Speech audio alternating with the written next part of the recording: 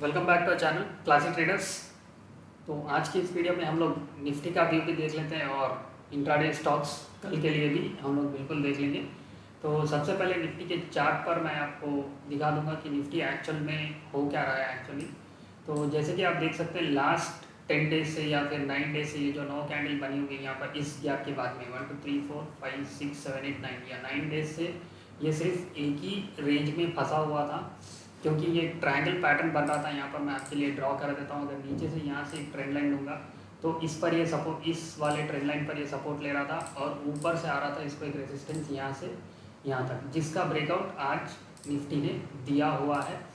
कल देखते हैं अगर ये ब्रेकआउट सस्टेन हो पाता है या नहीं। अगर ये सस्टेन हो गया तो निफ्टी के पास में अगला मेजर रेजिस्टेंस जो आएगा निफ्टी को, वो आएगा अराउंड 18,000 के आसपास में अभी निफ्टी को एक रेजिस्टेंस मिलेगा। ये जो कि ये सबसे बड़ा मतलब ऑल टाइम हाई का जो ट्रेंड लाइन है वहाँ पर अभी निफ्टी को रेजिस्टेंस मिलेगा।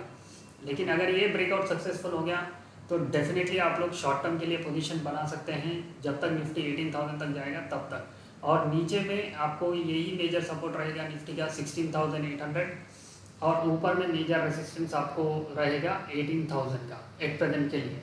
तो जब तक इस रेंज के बाहर नहीं निकलता, मतलब इस नीच या तो इसे ब्रेकडाउन देना चाहिए या फिर इस वाले बड़े वाले ट्रेंड को, बड़े वाले रेजिस्टेंस को ब्रेकआउट तब तक नहीं देता तब तक आपको एक एग्जैक्टली क्लियर मूव नहीं देगा निफ्टी। इसी तरह से जैसे कि आप लोगों ने ऑब्जर्व भी किया होगा लास्ट 8-9 डे से या फिर 2 हफ्ते से आप लोगों ने 2 वीक से आप लोगों ने इसको ऑब्जर्व किया होगा दैट निफ्टी गैप अप हो जाता है, गैप डाउन हो जाता है, -1% +1% -1% +1%। एंड इंट्राडे में भी इसीलिए आपको मार पड़ती है या फिर आपको स्टॉक सही लेवल पर नहीं मिलते, क्योंकि मेजर ट्रेंड जो निफ्टी का रहता है वो जो है गैप अप गैप डाउन हो रहा है। इसलिए जो है जो भी स्टॉक्स आप सेलेक्ट करते हैं वो स्टॉक्स में आपको एग्जैक्टली जिस लेवल पर आपको चाहिए था या तो उसके ऊपर ओपन हो जाएगा, अगर आप सेलिंग करने बैठोगे तो उसके नीचे ओपन हो जाएगा जहाँ पर आपको एग्जैक्टली स्टॉक्स नहीं मिलते। और इंट्राडे में इसीलिए एग्जैक्टली स्टॉक्स नहीं मिल पा रहे हैं हमें ट्रेडिंग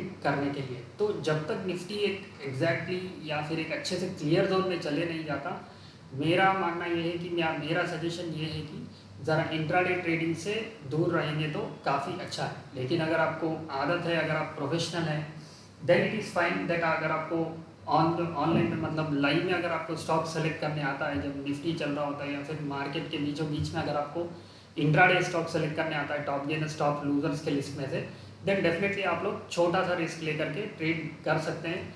लेकिन मेरी बात मानो, सजेशन के लिए मैं बोल रहा हूँ, निफ्टी तब तक एक क्लियर ट्रेंड में नहीं जाता जब तक कि ये रेजिस्टेंस को तोड़ नहीं देता या फिर या तो बोल लीजिए यहाँ से एक अच्छा सा मूव नहीं दिखाता हमें। इंट्राडे से दूर रहेंगे तो काफ़ी अच्छा है, या फिर अगर करेंगे भी तो छोटे से रिस्क पे कीजिए, बड़ा वाला पैसा या फिर बड़े बड़े ट्रेड्स मत लीजिए एट प्रेजेंट के टाइम पर, क्योंकि ये इसी तरह सताएगा, gap up gap down gap up gap down करेगा, जिससे आपने भी जो स्टॉक सेलेक्ट किया है वो उसके अंदर भी आपको गैप अप गैप डाउन हो जाएगा और एग्जैक्ट लेवल नहीं मिलेगा। और आप जल्दी जल्दी में इमोशंस के थ्रू आप जब प्ले करते हैं तो मैक्सिमम लॉस करके ही उठोगे ट्रेडिंग सेशन से। तो इस समय पर एग्जैक्टली इस तरह के ट्रेड्स बनाओ जो आपके लिए शॉर्ट टर्म के लिए अच्छे हैं, जैसे कि 10 डेज़ के लिए हो गया या फिर 10 डेज 15 डेज या फिर 1 महीने के लिए। जब तक निफ्टी क्लियर मूवमेंट में आता है तब तक आप लोग शॉर्ट टर्म में बिल्कुल खेल सकते हैं। शॉर्ट टर्म में जैसे कि काफ़ी सारे स्टॉक्स है जो बॉटमिंग आउट करते हैं, या फिर छोटे छोटे स्टॉक्स, छोटे छोटे कैंडल्स अगर आपको पढ़ने आते हैं, जैसे कि यहाँ पर एक बुलिश एनगल्फिंग पैटर्न बना हुआ था, तो जैसे कि इस तरह के पैटर्न्स अगर आपको पढ़ने आते हैं डाउन ट्रेंड के बाद में इसी का स्टॉप लॉस रहेगा और उसके आगे आपको इतना बड़ा ट्रेंड मिल जाएगा। तो उसी तरह से आपको स्टॉक ढूंढना है और शॉर्ट टर्म के लिए आप बिल्कुल खेल सकते हैं। तो निफ्टी का याद लगा लीजिए, रेसिस्टेंस है, मेजर रेसिस्टेंस आकर के मिलता है आपको 18,000 और सपोर्ट आकर के मिलता है 16,800। इसके नीचे अगला मेजर सपोर्ट निफ्टी के लिए रहेगा, जो मैंने ये नीचे वाली लाइन खींच कर रखी है यहाँ पर, इसको थोड़ा सा और आगे खींच देता हूँ मैं, तो ये वाला रहेगा मेजर सपोर्ट निफ्टी के लिए अराउंड 15,700 के आसपास में। तो ये दो बात हमेशा ध्यान में रखी है निफ्टी के लिए। एंड इंट्राडे के स्टॉक्स देख लेते हैं हम लोग। सबसे पहला स्टॉक है L N T short term के लिए भी आप बिल्कुल रख सकते हैं। मैंने यहाँ पर सपोर्ट लाइन ऑलरेडी ड्रॉ किया हुआ है, ये जो उसका पहले रेसिस्टेंस था एल एन टी का, तो वो एक बार ब्रेकआउट होने के बाद में सपोर्ट में बदल जाता है, तो और ये सपोर्ट के पास से ही एग्जैक्टली ये बाउंस बैक कर रहा है।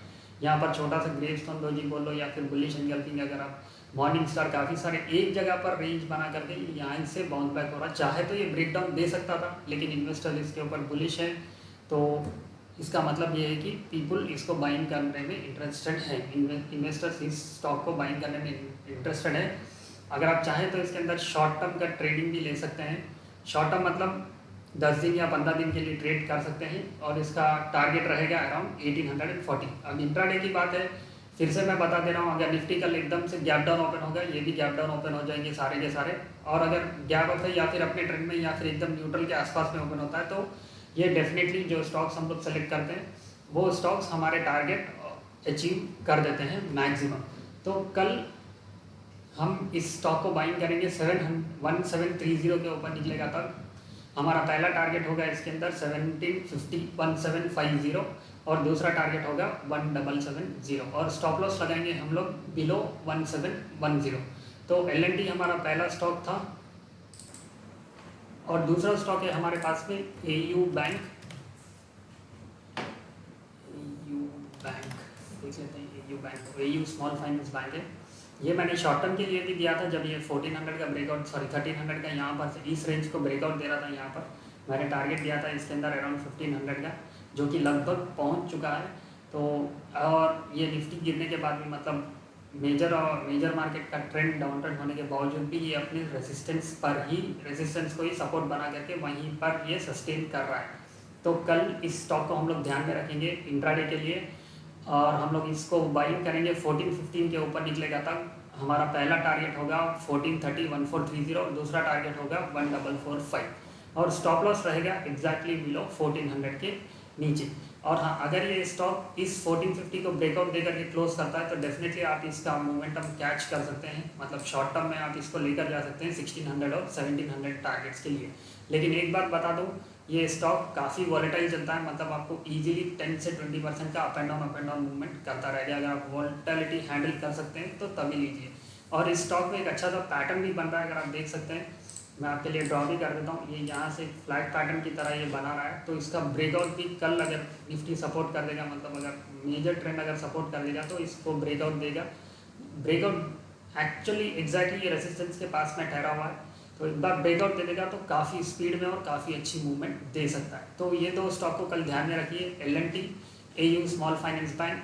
ये दोनों स्टॉक्स ऐसे हैं जो आपको शॉर्ट टर्म के लिए भी बिल्कुल लेकर जा सकते हैं। तो बस यही मुझे शेयर करना था इस वीडियो में। Thank you so much guys, see you guys in the next video.